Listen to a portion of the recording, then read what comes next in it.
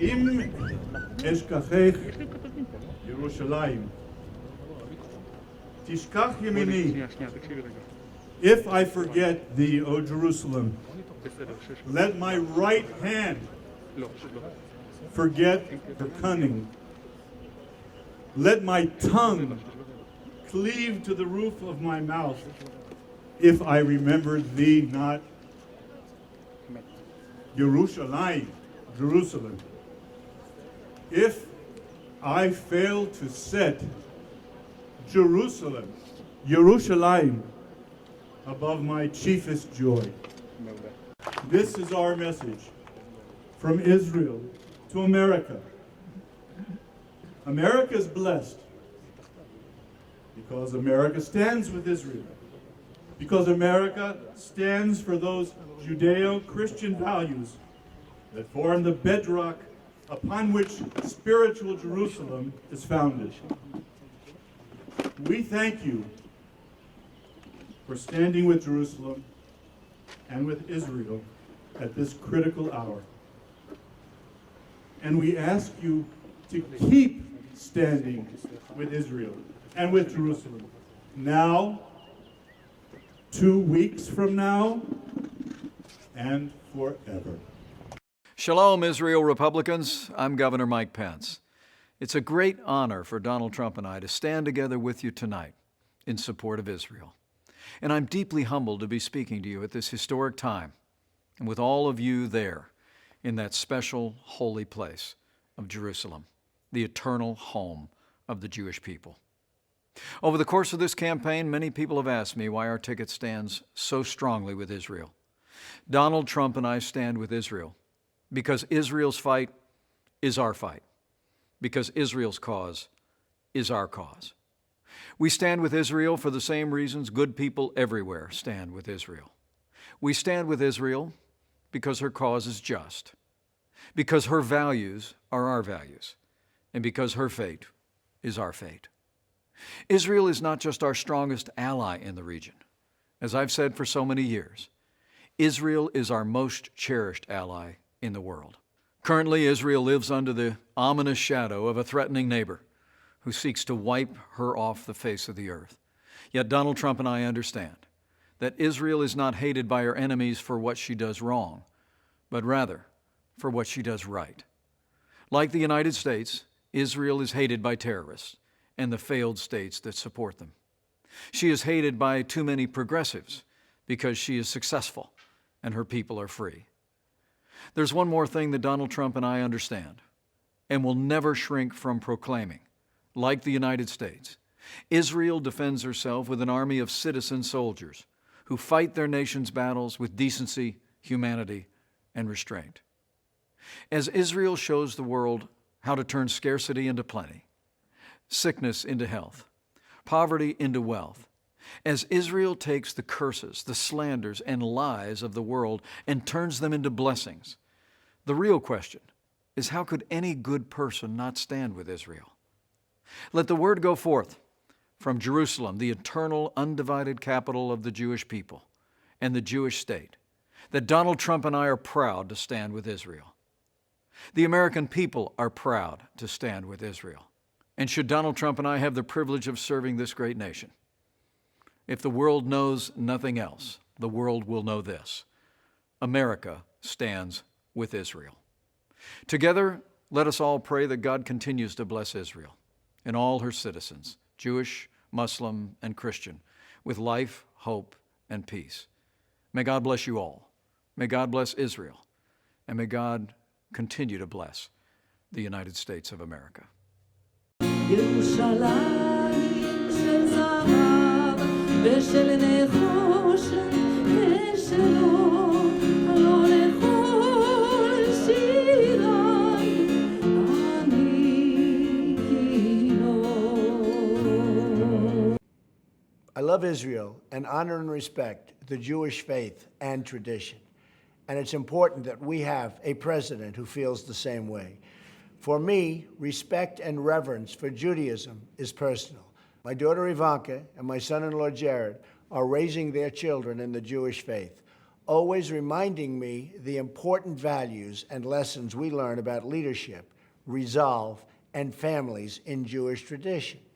My administration will stand side by side with the Jewish people and Israel's leaders to continue strengthening the bridges that connect not only Jewish Americans and Israelis, but also all Americans and Israelis.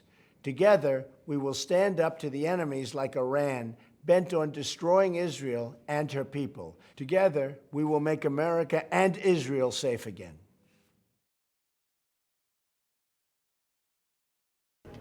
Let me tell you a little bit about what a Trump administration is going to look like.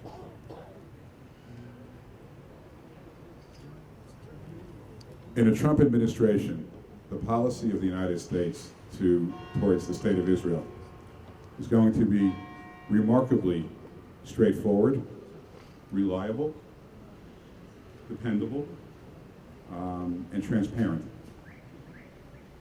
First of all, under a Trump administration, there's going to be no daylight, none, no daylight between the United States and the state of Israel. If there are disagreements, and none are anticipated, but if there are disagreements, they're handled in private as would be fit the closest of friends. Now, why does this matter? Is Israel so sensitive that it can't take a little bit of public criticism? No. There'll be no daylight between the United States and Israel, because when there is daylight, it energizes the enemies of both the United States and the state of Israel to make mischief, to make trouble, to create violence. It's a very dangerous thing when the enemies of Israel and the enemies of the United States do not see those two nations completely aligned. And we have seen in the Obama administration the horrible and violent consequences that come when people think that they can draw a wedge between the United States and the state of Israel. No daylight. There'll be no daylight between the two countries. Similarly, under a Trump administration, no opportunities for mischief at the United Nations. And under a Trump administration, Donald Trump will instruct the United States ambassador to the United Nations to veto each and every single resolution that is hostile to the interests of the state of Israel. In a Trump administration, you will see the highest level of coordination, cooperation, and strategic interaction between the two countries. And why? Because, now let me make two more points that you probably consider to be the most important about a Trump administration. And this is an important difference in perception between a Trump administration and the administrations that have preceded it, both Democratic and Republican. Under a Trump administration, the United States is going to recognize what I think all of us would consider to be obvious. Israel wants peace. The problem in the Middle East is not Israel's fault.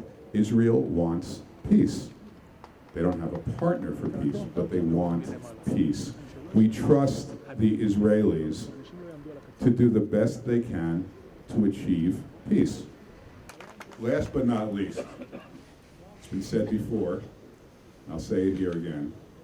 Under a Trump administration, the United States will recognize Jerusalem as the eternal capital of the state of Israel, and the United States will move its embassy from Tel Aviv to Jerusalem. Now,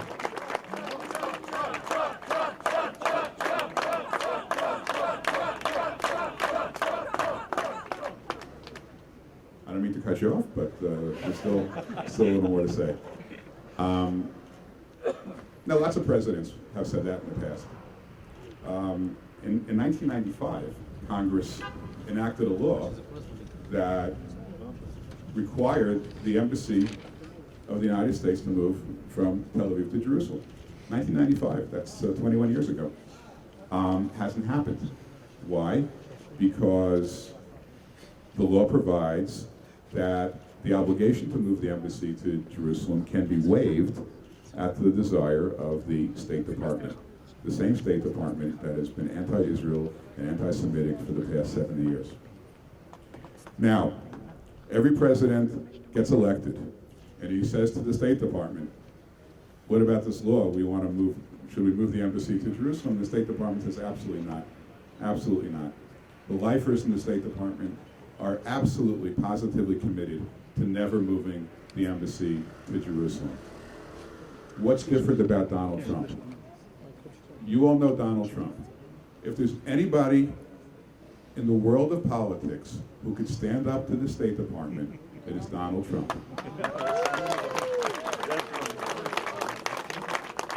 When Donald Trump has his first meeting with the lifers in the State Department, and they're going to say, well, you know, Mr. Trump, with all due respect, you know, you've only been president for a couple of days. We've been living here for the last 20 years, and we don't do it that way. We do it this way.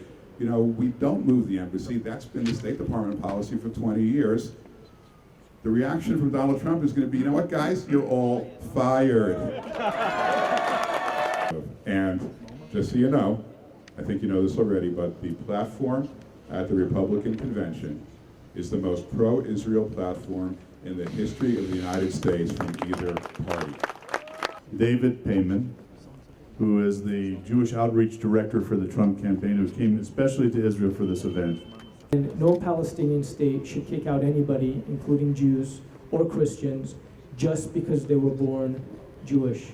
The United States did not accept forced segregation when there was racial violence during the Civil Rights Movement, and Donald Trump and his administration, including David Friedman, will not accept forced deportations of any Jews if there's ever a Palestinian state after a peace process between Israel and the Palestinians.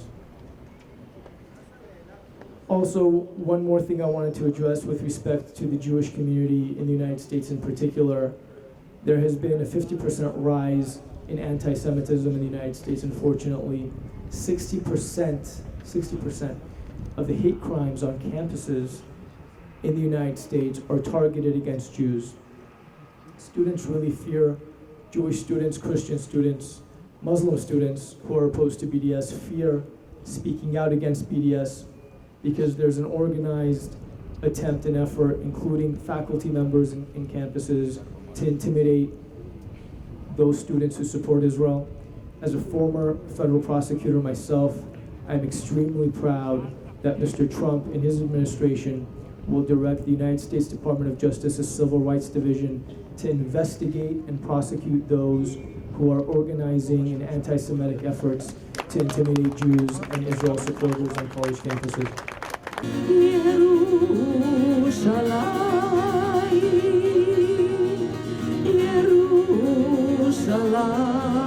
ירושלים, אני לא אזוז מפה.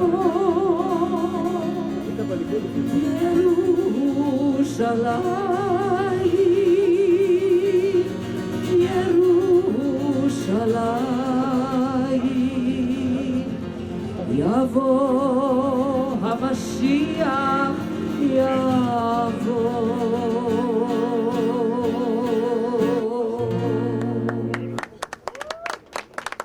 She's amazing. Amazing.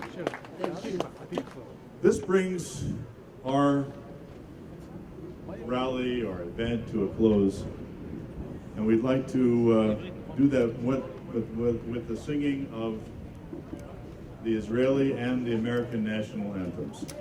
Julie, if you'll lead us in Hatikva, please.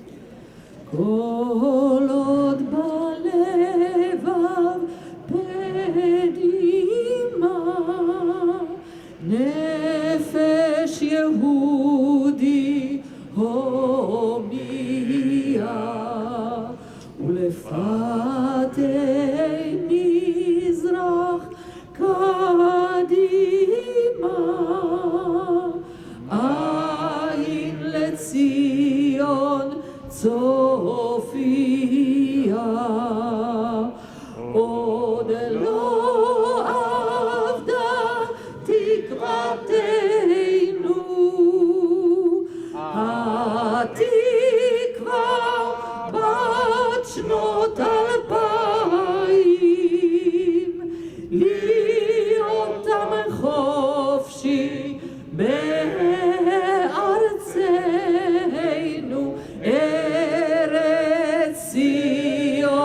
ירושלים,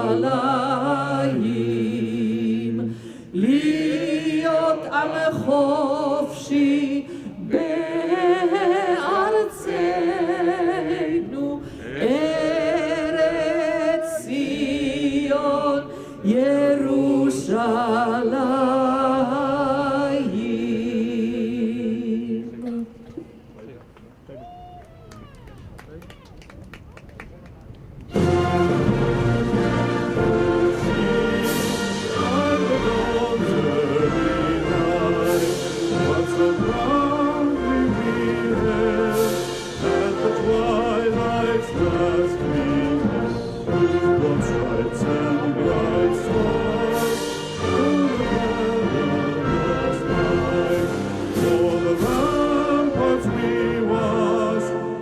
So gallantly streamed, and the rockets red glare, the bombs bursting in air, gave proof to the